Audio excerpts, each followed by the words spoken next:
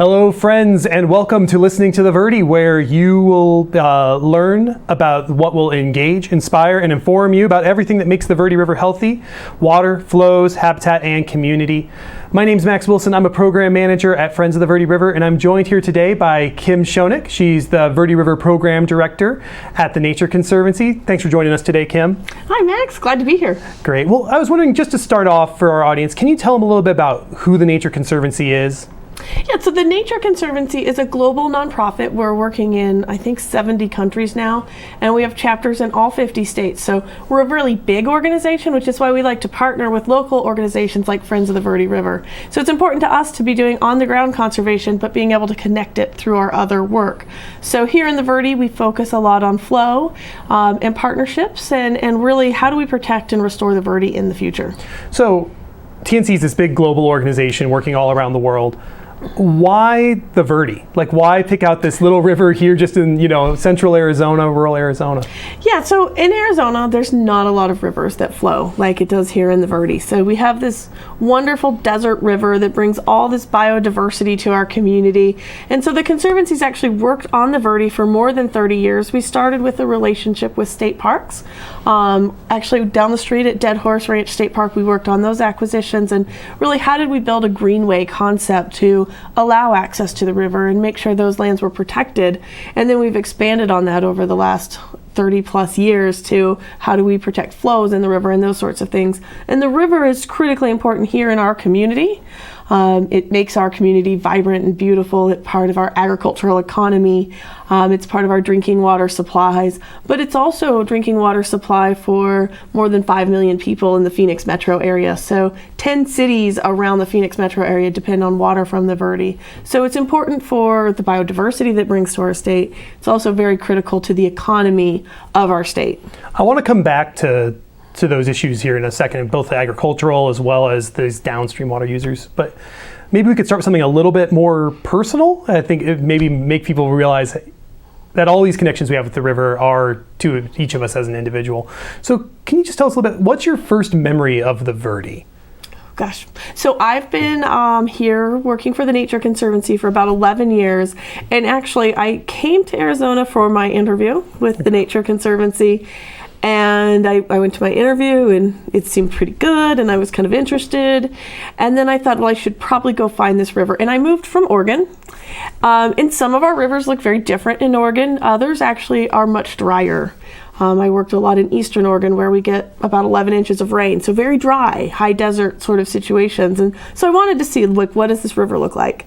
And I drove around and I actually could not find the river, which to me was endlessly frustrating that there was this river, I could see it on a map, but where did you actually cross it? So when I did finally stumble upon what I was pretty sure was the river, it's just a beautiful and unique location, to be able to have these trees and to be able to change the landscape from, dusty brown and dark greens into lush and vibrant riparian area. And I came, it was in, I think it was early September or late August. And, we had just had monsoons and I was just enamored with this idea of big, fluffy white clouds and blue skies and rain and red river and, that kind of muddy flowing water after it rains in Sedona. So just really excited to be able to see the river and be able to see that flow and see how it connected with the agriculture and the landscape. And not just, it wasn't confined to just its banks, as we know. You think about the river and it spreads out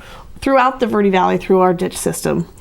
So thinking all the way back to that day, how has the river changed since then? I mean, you can find it now. That's good. What other changes have you seen since that time? I think a lot of the changes on the river in the last decade have been really positive, with increasing recreational opportunities, identifying. So that place where I went was a weed-covered park. Mm-hmm. That is now a beautiful park and has wonderful signage and easy access, and you definitely know you're at the river. And you know a lot of things about the river by reading those signs. So I think that's one piece, is the community awareness has increased. People know where the river is, they know how to access it, they know what they can do there.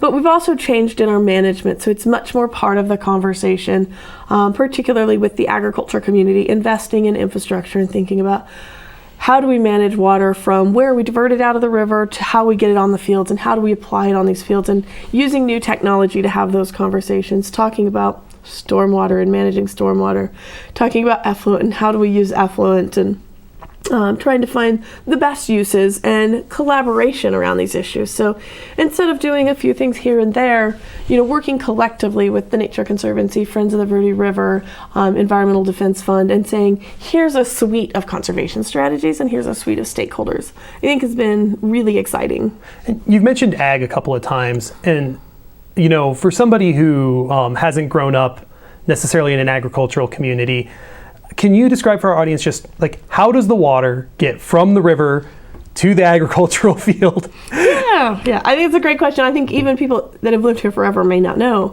And so essentially our technology is pretty old. Okay. In the 1860s, settlers came and they needed to grow food to serve to the miners who were hanging out in Jerome and Prescott and all those places. And so this was really a place where you could grow food. And they needed to get water out. So the way they got water out was to build berms in the river and push it into ditches. And then they were digging these ditches with, shovels by hand, or they're called slip scoops, which are pulled by a horse. And it's basically a single plow. Okay. And it creates this channel that water can run down. And then once it's in that, it's distributed to the different users. In 1870s, there might have been 3 or 4 or 7 users on a ditch. Now some of our ditches have 1,000 users. So the dynamic of the ditch has changed significantly over time. And it's not all commercial production ag. There's a lot of landscape watering around homes. There's pastures for horses and sheep, and farmers market produce, and those sorts of things do come from our surface water irrigated lands. So, it's not a lot of difference. It's push the water out of the river, run it down the ditch. Some of the things that we've implemented in the last decade to make that better are automated head gates. So being able to measure how much water we're taking and taking the amount we need. Mm-hmm. If you need 12 CFS, you need 12 CFS, take 12 CFS. But if you don't have any way to control your diversion, you're going to take whatever is coming down it. So managing that, piping projects. So there's a lot of loss associated with dirt line ditches. And so how do we pipe those and protect those flows in the ditch and leave what we don't need in the river? Other projects just check structures and just better water management through the ditch. And then on farm, implementing things like sprinkler irrigation, drip irrigation, even just better timing and soil moisture management to reduce the demand on farm. So obviously the community relies a lot on having these agricultural lands available. Why does it matter to the Nature Conservancy that these lands remain in production? Yeah, I think for a lot of reasons. Our big ag lands are whole sections of land. So when we look at a farm, we're farming the lands that make sense to farm. They're the flat lands with good soils. And then the margins are left in the wild space. So, those areas on these farms are really important for wildlife to be able to move through. A lot of nesting habitat, hiding habitat, foraging and browsing habitat for deer and javelina. So it's a really important buffer to have to create passage across the river and up and down the river through these. So we've targeted protecting farms in areas where they're part of a migration corridor or part of an important area for birds and for other mammals that depend on them. So it's important to keep that ag in the landscape. It's also, I think, a question about where do we want our food to come from. And I think when we get into these issues of agriculture, it's easy to say, we should save water, let's turn off the water to the big ag. And yeah, that would put more water in the river, but it just moves that food production and that fiber production and forage production somewhere else. That demand didn't go away because that farm did. And so how do we actually produce the food that we want to eat in our community and be sustainable in that way as well? So I think that's what's important, is looking for local solutions without excluding an industry or pushing it out into another place. And have you found, farmers to be open to those solutions? I think think we have a lot of great relationships. We've worked with quite a few ditch companies throughout the Verde Valley. We've worked with quite a few farmers. I think most folks have probably heard of Hauser & Hauser Farms. We've worked a lot with them. We've also worked with Tres Hermanas and Tres Brisas. We've worked with Sunnyside Farms. We've worked with a lot of smaller users to better manage water on their properties, and I think that has long-term benefits for both their properties as well as the community. So the river's obviously doing a lot to support these folks in their livelihoods. I know as somebody who grew up down in the Phoenix area, the river meant a lot to me to have an area that I could come up and recreate in as well. But why does the river matter to you? Yeah, I think the river is so critical on a personal level about what it is to be outside. Mm-hmm. I love the desert. I love to see the cactuses. That's wonderful. I love to hike in the grasslands. But for me personally, just to be able to go to the river and see water and see birds and see people out in kayaks, that's just really rewarding and enjoyable and calming and just kind of brings it back. But also to be able to go to the farms and see food production. So I love being able to kind of walk through the pecan trees and look at some pecans and, pick up a few nuts to eat and then walk down to the river and see the river flowing and know that connection exists in our community. So I think that's where it's really a great place to be here in the Verde Valley and throughout the watershed. Sometimes we forget that the watershed extends all the way up nearly to Prescott, and I actually live in Chino Valley. So I live about 10 minutes from the headwaters of the river, which is a magical place. It's kind of this little canyon and it's dry, and then you walk along and then there's like a little purple of water. It's a river. Oh my gosh. There's some more water and this big pool comes and a peregrine falcon. And so, it's very rewarding to see that life kind of breathed into the landscape by that little bit of water. Well, I think we're going to have to go to a break now, but I hope that you'll stick around with us. We can talk a little bit about the threats that the river is facing and what you guys at the Nature Conservancy are doing to deal with those. So please join us back here in 30 seconds. Thanks, Max.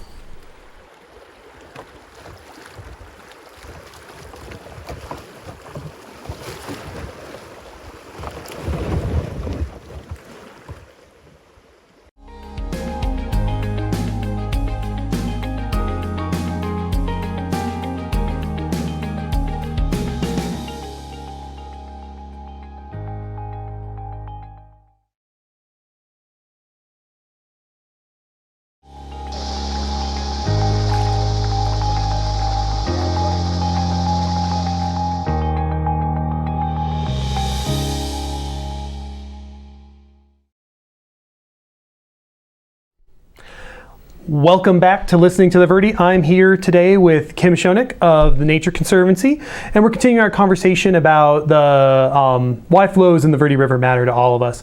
So, Kim, you already told us a lot about how some of this water is used.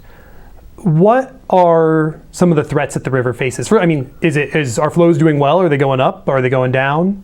Yeah, so flows in the river are determined by kind of the groundwater tables in the summertime. So we get monsoon rains, and that brings up the flow in the summer. And we also get winter rains, which brings up the flow in the winter time. But those times in between when it hasn't rained, we call that base flow. Mm-hmm. And that base flow is driven by how much water is in the groundwater table that's pushing out into the river. And so that changes over time as it gets drier and drier. So we're looking at a 20-year drought in the Colorado River Basin. So that's definitely having an impact on the river. And then it's also impacted by how much water are we extracting for other uses. And so it's really complicated to say what drives the changes in the flow. But what we see very clearly at the Clarkdale gauge, just upstream of Cottonwood here, is a sharp decline in flows over the last few years. And maybe some of the lowest flows on record are occurring this year and into the future. So we really do want to think about, as things change, how do we protect the flows that we currently have and we currently rely on, because there's no guarantee that they're going to be here forever. Yeah, and I think your point about it being hard to know exactly, what's driving decrease in flow here versus there this year versus next year is a really good one. But just for our audience so that they understand, what are some of the big things that we know are driving these declines overall? The biggest thing that's driving these declines really is climate. And when we have dry winters and dry summers, and we have reduced recharge into our aquifers, we have reduced flows. Now, compounding that is the impacts of groundwater withdrawals. And those groundwater withdrawals have changed over time, and where they're located. So how close to the river you're taking water impacts it. Surface water diversions certainly have an impact on flows in the river. So there's 52 miles between the Clarkdale USGS streamflow gauge and the Camp Verde USGS streamflow gauge. So some years we see that in that 52 miles, flow might be cut in half. And that's coming from surface water diversions. And so that's an important part of our history. That's what supports our agriculture. And that's why working on projects that improve efficiency in our surface water use are so important, and important in the long term, because those are kind of the low-hanging fruit.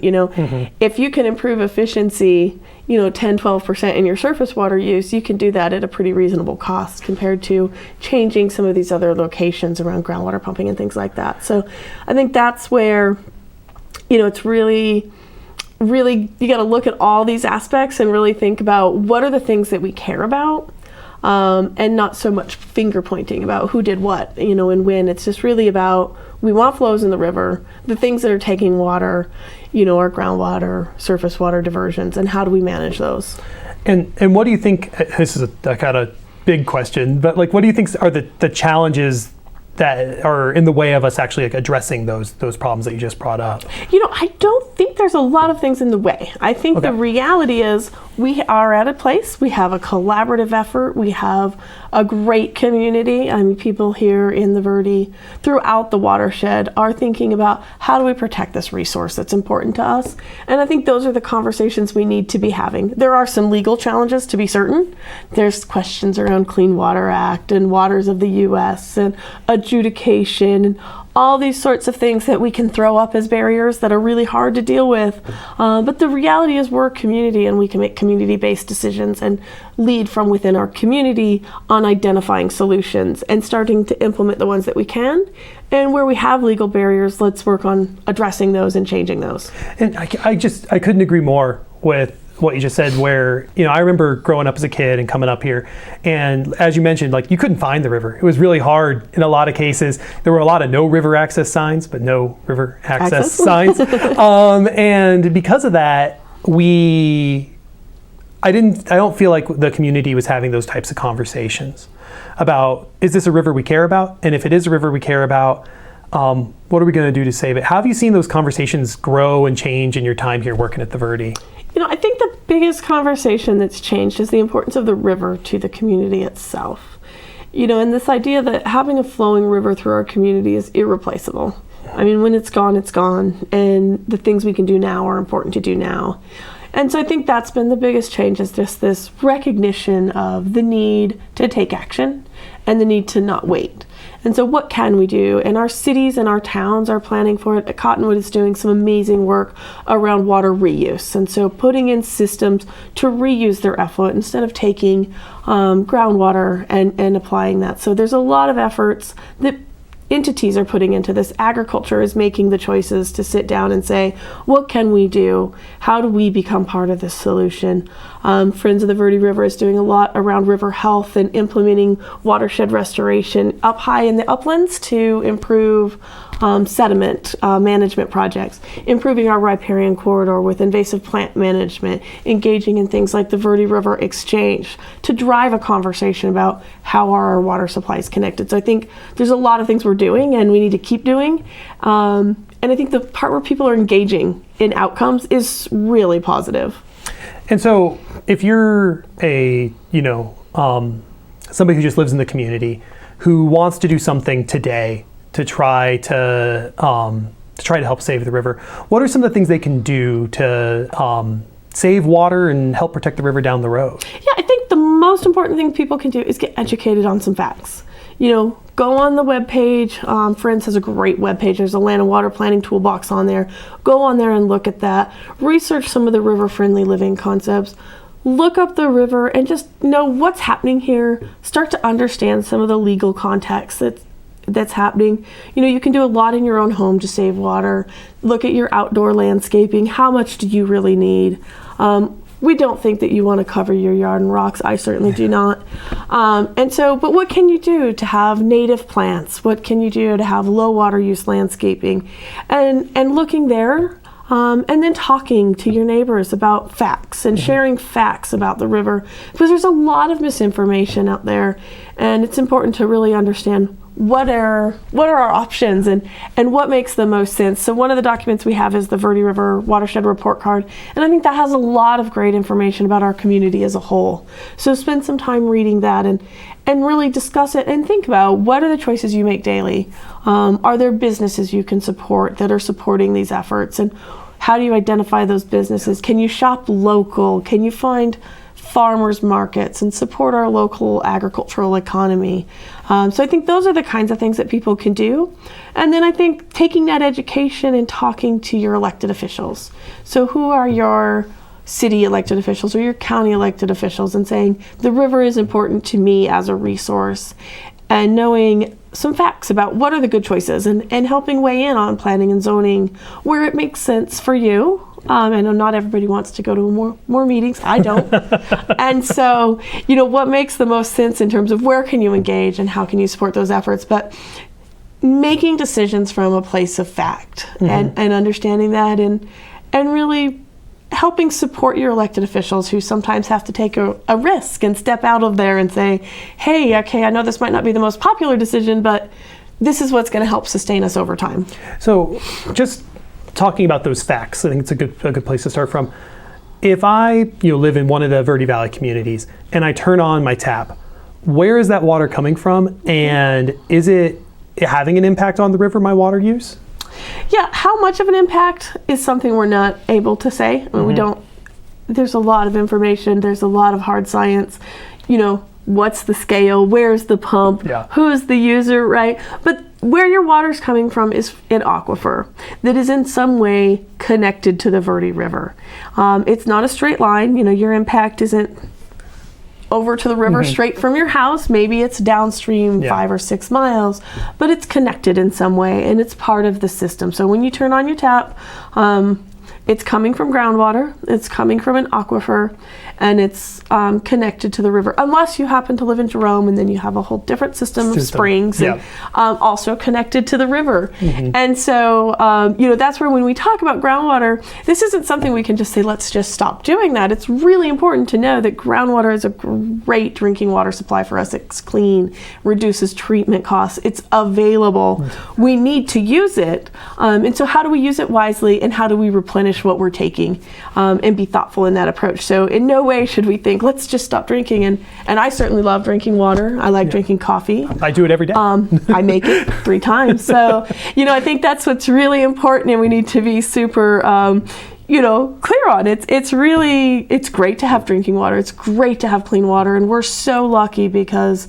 the U.S. has an amazing drinking water supply overall. Here in Arizona, we have a great clean drinking water supply. And we need to treasure that and think about, in 50 years, we want to have that. But we also want to be able to go kayaking or buy sweet corn, or, we want to still engage in these activities. So we've got to be thoughtful. So we're getting towards the end of our time here, but I was wondering, you're not much of the person to brag, but if you could just pick out one project that you've done over the last year to tell us about that you're just particularly proud of, something you've done that you really feel like has helped the river. I think, there's a lot of great projects, and I think if I had to pick one thing that's really vague and unclear, I would say it's collaboration. And I think I really treasure the opportunity to work in our community and to work with agriculture and municipalities and Yavapai Apache Nation and have conversations about what can we do and help identify funding sources. And, this is an important place. We love it locally. But one of the things that the Conservancy is uniquely positioned to do is to leverage that at a scale to bring in funding to do lots of good projects. And so I think that's probably one of my favorite things. But I think if I had to pick the thing that makes me the happiest, I think, this year was watching the combine harvest grain with Yavapai Apache Nation, and knowing that that's contributing to the agricultural economy in our valley, knowing that that's contributing to the health of Yavapai Apache Nation now and into the future, and knowing that that grain uses significantly less water than alfalfa or corn that would otherwise be grown there. And so just finding those solutions where we didn't have to say, no, you lose and you win. We could say, this is winning for all of us. And so that, I think, has probably been my favorite project this year, is just seeing that opportunity for all those people to engage and have a product at the end. There is something uniquely wonderful about like physically watching a project come to fruition. And seeing grain in a combine, you're like, I did this. Exactly. So last question before I let you go. What does the river look like in 20 years? I think the river in 20 years is going to look better than it does today if we keep taking action. And I think we've got to keep taking action. And, you know, it's going to be healthy. I hope that we've done a lot with upland health. I hope that we're using our effluent and our stormwater wisely. I hope that our agriculture is existing and using sprinklers. And so I don't want it to look significantly different than it does now. And I think we can do that by being smart and collaborative. Well, thank you, Kim, for joining us today. This has been a fascinating conversation, and we really appreciate you taking the time. Thank you for joining us on Listening to the Verde. We hope to see you back here next time. Great. Thanks, Max.